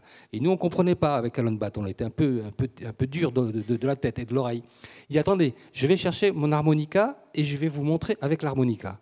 Et nous, tous les deux, vraiment en même temps, Alan Batt et moi, on a dit, non, on ne veut pas d'harmonica, nous, on veut de la musique ancienne. L'harmonica, c'est les trucs des blancs que vous avez achetés à l'épicerie, on ne veut pas de ça. Il nous a regardé comme ça et dit, ces deux petits jeunes là, ils ont encore des choses à apprendre, quoi. Hein. Donc il n'est pas allé chez son harmonica. Nous, on en a reparlé avec Alan Batt après et on a regretté. Qu'est-ce qu'on aurait enregistré du Ae Ae joué à l'harmonica par un des grands maîtres, un des grands chanteurs du Nord, ça aurait été extraordinaire, comme ça aurait été un document très très très fort. Hein. Et on était trop bêtes, quoi. On n'a pas fait ça. Et donc là, on avait ça. Et de l'autre côté, les jeunes Kanaks, par exemple le groupe Yatta, qui est un des groupes célèbres de Nouméa, hein, de Montravel, le groupe Yatta, à l'époque, il a commencé lui aussi à travailler sur ces musiques, à faire cette espèce de mélange, de fusion entre les musiques anciennes Kanak et lui, ce qu'il jouait, qui était plutôt du rhythm and blues, des choses comme ça. Et ils nous ont dit hein, très clairement, nous, le travail était difficile, il fallait vraiment travailler. Ils allaient chercher des instruments de musique anciens, des bambous pilonnés, des battoirs en écorce, Boanjep, des battoirs en écorce, Chinfoué. Eh bien, ils disaient, c'est pas facile de jouer du rhythm and blues avec ces instruments-là. Et forcément, notre rhythm and blues ou notre reggae, il va se déformer parce que nous, on amène ces instruments-là. Mais ce déplacement, ce mélange-là, c'est un vrai travail musical, c'est un vrai travail de musicien qui nous prend plusieurs mois. Et ça, juste pour remettre aussi en contexte, une chose que je pense que est extrêmement intéressante dans ces parcours-là, c'est effectivement, on a d'un côté un discours qui c'est presque quasi obsessionnel sur l'authenticité, les retours au passé, la collecte. Et du coup, tout un discours qui est aussi construit à partir d'un cadre que c'est celui-là occidental où une partie aussi de la muséographie il s'est construit. Et là, en jetant un regard sur des parties comme celle-ci et aussi en l'étudiant dans la longue durée, on voit un effort, un discours sur les patrimoines complètement différents pour lesquels, par exemple, c'est dans la transmission, c'est dans la transformation que ça se garde des éléments, des pratiques identitaires. Et là, on le voit très bien en ce moment-là, c'est-à-dire... là, c'est intéressant, les regards d'un être musicologue qui, en ce moment-là, il était mené avec des collecteurs locaux à cataloguer, à collecter les patrimoines. Et on voit de l'autre côté, sur le terrain, aussi une démarche complètement hybride pour laquelle, à travers laquelle, après, il a pris forme aussi cette musique, les Kaneka, qui après il est devenu la musique, une des musiques identitaires du pays, dont encore aujourd'hui les nouvelles générations, par exemple, ils produisent des réflexions qui sont très intéressantes, même qui nous parlent beaucoup à nous, comme celle-là de la nouvelle vague, de nouvelle génération Kaneka, qui parle de conservation active, par exemple, c'est-à-dire d'une idée de préserver le patrimoine qui le permet de le garder même au-delà de juste stocker dans les musées. Et ça, c'est ancré précisément dans cette période-là, dans cette démarche-là, et aussi dans des perspectives intellectuelles, comme celle-là de Jean-Marie Tjibaou. Il me semble que c'est quelque chose c'est presque un conseil de vieux que je pourrais donner. C'est-à-dire qu'on connaît, vous connaissez que la difficulté qu'il y a aujourd'hui à transmettre ces chants ayae. Les chants ayae qui sont des véritables contrepoints, je le répète, des duodums, c'est difficile. Et en Kanaki, ils sont menacés. Hein. C'est pas facile de reproduire et de rechanter ça. Et c'est pas facile de les apprendre pour les jeunes gens. Et le seul moyen, je crois, de les apprendre, pour que les jeunes gens puissent les apprendre et les chanter, c'est qu'ils se les réapproprient. C'est qu'ils se les approprient et qu'ils les chantent à leur manière. S'ils essayent de copier strictement ce que font les anciens, ça ne va pas le faire. Il faut, je crois qu'une des manières, c'est à la fois, et c'est ça la grande difficulté de ce mélange, que ce soit du Kaneka ou autre chose, c'est à la fois de respecter les vieux et en même temps de reprendre les choses à son compte et de les chanter à sa manière. Sinon, ça ne passera pas. Sinon ils ne vont pas y arriver, quoi. Bon, très bien. Et de tout ce que vous venez d'expliquer, là, on repart sur un autre thème très important donc, que je ne vais pas développer, qui est celui de la performance que vous avez évoqué, Matteo Aria. Cet espace qui ouvre en fait des possibilités cognitives, des possibilités de transmission, des possibilités identitaires qui sont différentes. Et justement, on va ouvrir le débat à la salle et après on passera à la performance et donc à un autre espace émotionnel et cognitif.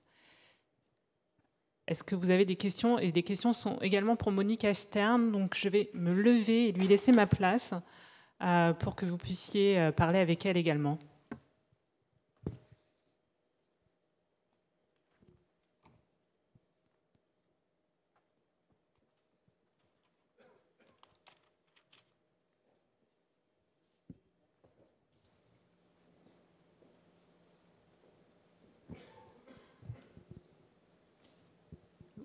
Vous pouvez vous signaler, on va vous faire passer les micros, donc n'hésitez pas, participez.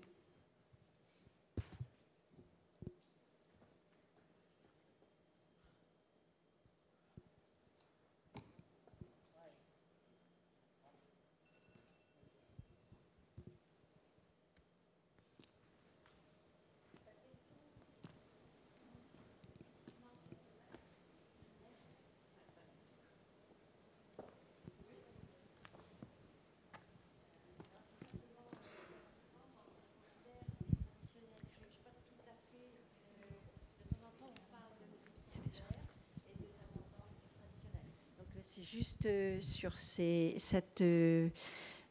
que ça recouvre la même chose? Est-ce que c'est parce que c'est produit différemment? De quoi parle-t-on en fait? Mais c'est peut-être une question bête parce que je sais pas. Je vais juste répéter la question pour tout le monde. La question, c'est la différence entre ce que vous qualifiez de musique populaire et de musique traditionnelle. Voilà. Donc on revient sur ces questions d'hybridité et innovation versus tradition.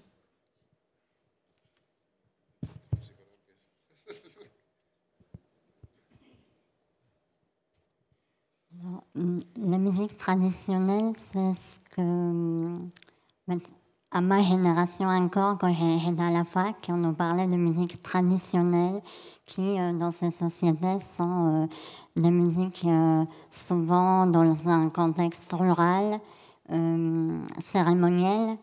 Et donc, ce qu'on essaye de remettre en question ici, c'est que pendant des années, on considérait que c'est ces musiques-là qui valaient la peine d'être étudiées, valorisées, et il ne fallait pas qu'elles se perdent. Ce qui est vrai, il ne faut pas qu'elles se perdent, mais du coup, on laissait de côté tout ce qu'on considérait comme influencé par l'extérieur. Or, pour nous, il n'y a pas de musique, pure, authentique. Donc c'est ça qu'on appelle encore aujourd'hui dans beaucoup de milieux traditionnels, et c'est ça qu'on essaye de casser en fait, de ne pas faire cette différence, mais faire une continuité.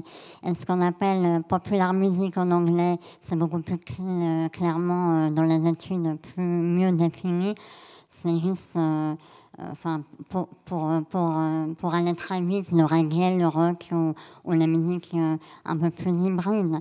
Mais pour nous, justement, il n'y a pas de différence. C'est une continuité, c'est quelque chose qui se mélange, mais il n'y a pas de cassure entre traditionnel et populaire. Je ne sais pas si quelqu'un veut rajouter.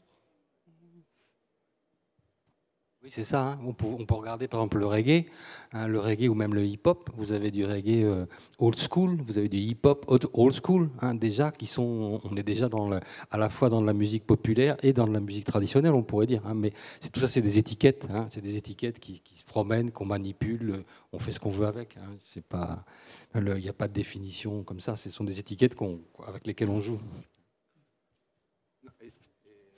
Et juste une autre chose pour rebondir sur ça, qu'on en parlait la dernière fois, c'était que les mêmes musiciens on les voit jouer du prog rock et qu'ils sont très forts à jouer du jazz, ça n'évite pas de produire aussi, de se reproduire aussi dans des contextes différents comme celui-là, plus ritualisé, avec une musique comme les chants AI ou des musiques cérémonielles. Du coup, même concrètement sur la pratique personnelle du musicien, de l'artiste, de la personne, les deux choses, ils peuvent aller ensemble.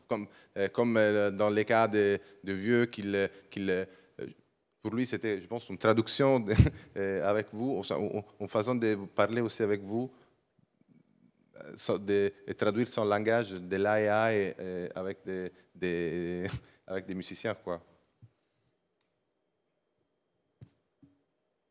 Non, je ne sais pas si je peux dire une chose petite. Parce que, però, en même temps, il y a une tradition de voir les choses. Qui dit que moi, je ne comprends rien de musique. Je parle seulement des traditionnels et populaires. Et alors, il y a une façon de voir les choses que la traditionnelle, c'est vrai. Les populaires, c'est, comment je peux dire, les populaires. C'est une façon de... très bien. Vabbè.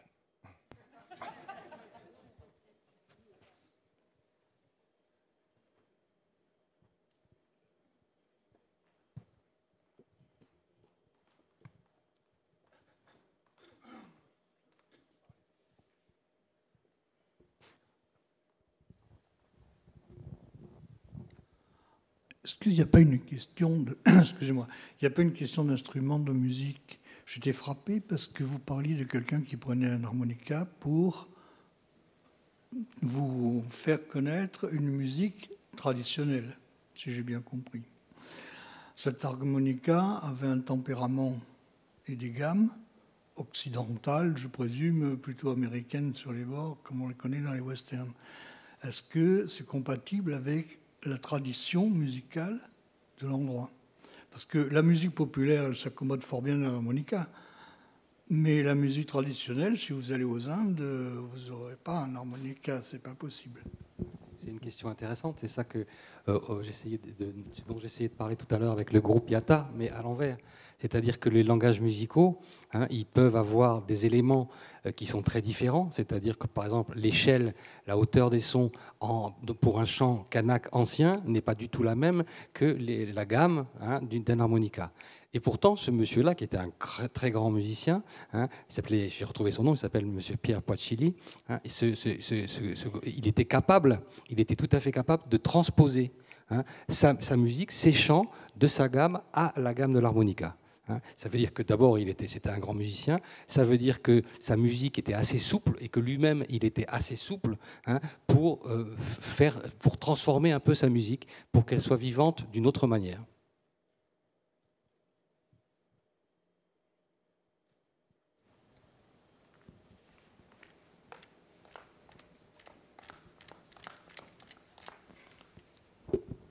Oui, excusez-moi, justement, je voudrais ajouter quelque chose sur le même sujet. Là.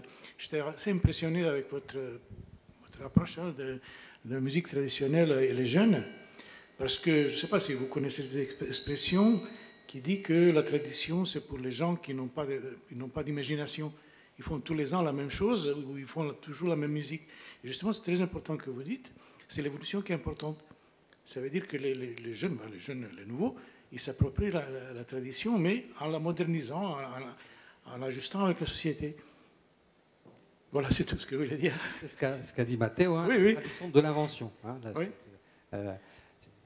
Tradition et invention. Oui. La tradition, être traditionnel, c'est inventer, on pourrait dire, presque comme ça. Quoi. Voilà. Merci.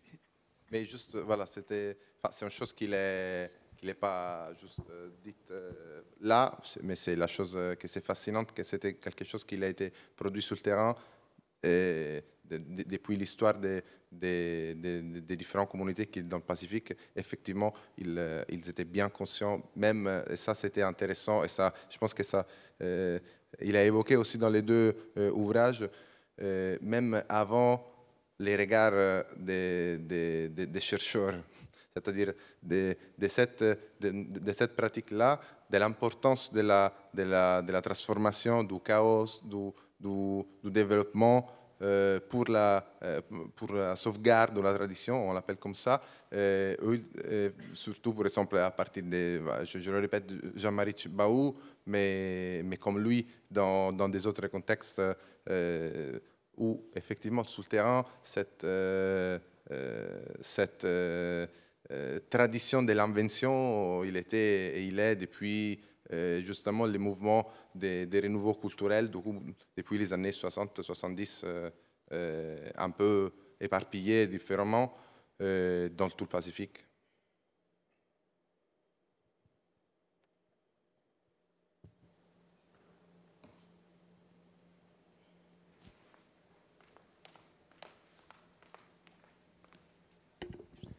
Oui, moi j'avais en fait ce qui transparaît un petit peu dans les exposés que vous avez faits, c'est qu'il y a une intrication de plus en plus importante entre les circuits économiques internationaux et financiers et la pratique musicale.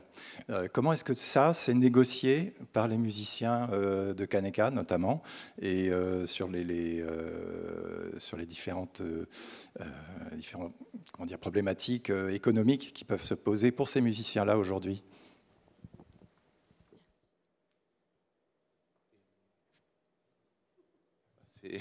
C'est une belle question. Voilà, là, on s'est plongé sur un moment historique plutôt. On n'est pas arrivé jusqu'à là, au moins dans l'histoire de Kaneka, mais dans les articles aussi du volume de Monica, certains de ces questions sont abordées. C'est effectivement remarquant, moi, par exemple, quand je suis concrètement retourné pour mener ma recherche de postdoc par les billets du musée du Quai-Branly, la chose qui m'a étonné, en même temps ça m'a fasciné, c'est effectivement un discours sur la reproduction musicale, et aussi vis-à-vis de l'industrie musicale fortement très critique, et qui on ne peut pas le comprendre sans considérer justement l'effort, enfin l'idée que ça veut dire la performance et la musique dans un contexte comme ça, pour lequel surtout là, je pense qu'il y a des différences entre le contexte de la Nouvelle-Calédonie, Vanuatu et autres. C'est que la performance, surtout en Nouvelle-Calédonie, c'est très lié aussi à un engagement, on dit politique, mais aussi citoyen, dans le sens pour lequel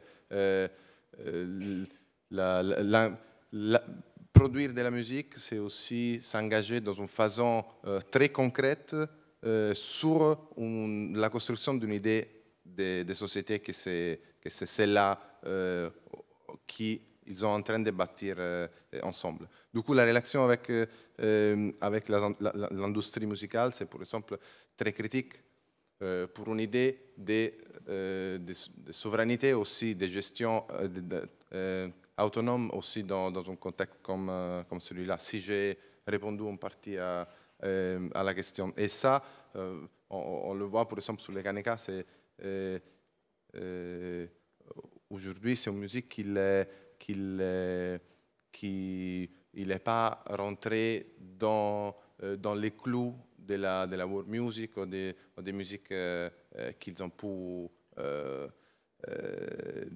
devenir vachement plus connues dans le monde entier. Parce que aussi derrière, il a une envie de circulation locale des connaissances, de transmission des savoirs, d'une éducation locale sur le terrain à travers la performance et la musique, ça. Après, je pense que c'est différent dans différents contextes. L'importance de la musique dans l'expression personnelle, notamment politique, est très importante aussi au Vanuatu, chez les jeunes qui ne peuvent pas s'exprimer autrement. Donc il y a énormément de groupes qui se multiplient, de groupes de reggae, pour revendiquer les choses par rapport au gouvernement, par rapport aux politiques. Et ça fait contradiction avec les politiques globales qui arrivent en ce moment dans le Pacifique, avec des traités internationaux de copyright, des droits d'auteur. Et donc on influence les musiciens, notamment ceux qui marchent le mieux, qui ont vraiment du succès. On les influence en disant mais la musique c'est du travail, donc il faut que ça soit rémunéré. Et il y a ce discours-là qui est repris un petit peu au Vanuatu par certains musiciens, et ça fait des conflits de pensée, enfin pas des choses graves, mais des discussions, des débats sur est-ce que la musique doit être gratuite ou pas, et en même temps, c'est des terrains où les îles sont tellement petites qu'il n'y a pas de marché. En fait, on ne peut pas gagner, on ne peut pas vendre. En tout cas, pour les albums, on est un peu dépassé, mais on ne peut pas vendre de la musique en nombre suffisant pour pouvoir vivre avec la musique. Donc, il faut trouver d'autres moyens. Et là, ce qui se passe d'intéressant, ce qui est intéressant à observer dans les années à venir, c'est le rôle d'Internet et des technologies numériques qui permettent d'autres manières de circuler et peut-être rémunérer, peut-être pas, mais ça change aussi beaucoup de choses dans l'industrie musicale.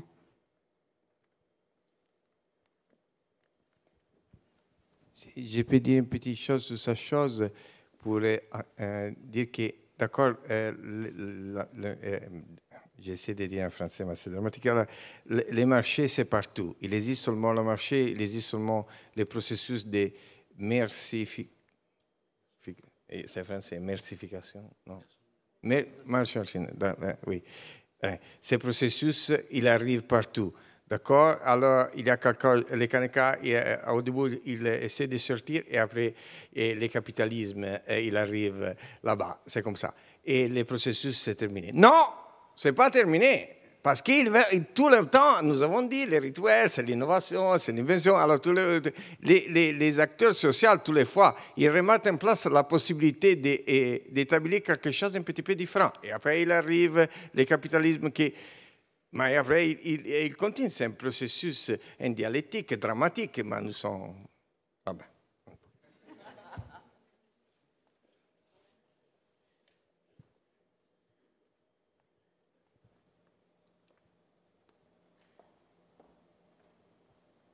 Peut-être, à moins que quelqu'un d'autre ait une question dans la salle, une dernière question.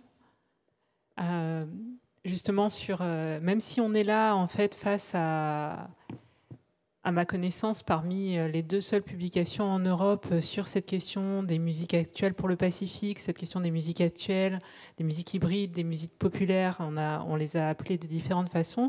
Est-ce que vous pouvez revenir un petit peu sur la temporalité de ces phénomènes? Puisqu'en fait, mine de rien, en 2022, on a quand même une 50aine d'années de recul, voire plus, si on fait partir l'émergence de ces nouvelles musiques à partir des années 60, comme c'est le cas pour le reggae, par exemple.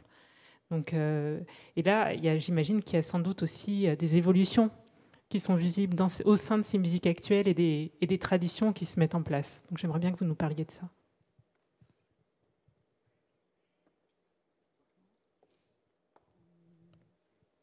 Donc, comme je le disais dans ma présentation, premier enregistrement commercial de musique du Pacifique a eu lieu en 1905. Donc, c'est vrai, c'est un peu notre argument aussi pour dire, voilà, c'est pas de musique qui arrive aujourd'hui. Et Et ces contacts pendant la colonisation ont entraîné aussi, parce que là on parle du reggae, du kaneka. Déjà kaneka c'est une musique locale, une musique qui utilise peut-être des guitares ou des batteries, mais c'est une musique locale. Mais il y a plein de musiques comme ça qui a été créée dans différents pays, différentes régions d'Océanie, mais qui ont été influencées par des musiques qui sont arrivées de l'extérieur et qui ont donné lieu à des créations extrêmement intéressantes, des vraies musiques locales. Donc le string band que je vous ai passé tout à l'heure, c'est vraiment considéré comme une musique locale qui a joué un certain rôle pendant la marche pour l'indépendance au Vanuatu, et en Papouasie-Nouvelle-Guinée, c'est une histoire un peu semblable. Et donc oui, ces musiques se sont développées depuis le début depuis le début du XXe siècle, et c'est seulement maintenant qu'on essaie à y travailler. Mais nos collègues anglophones, ils travaillent depuis les années 90. Donc il y a vraiment il y a pas mal d'articles. C'était aussi un petit peu notre but d'écrire en français, parce qu'il y a quelques articles, il y a pas mal d'articles même pour les pays du Pacifique qui sont écrits en anglais par nos collègues anglophones.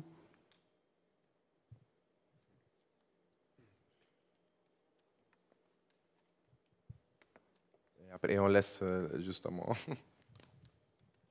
Plus de questions? Dernière chance? Très bien. Alors on va faire 15 minutes de pause et après, place à la musique du coup.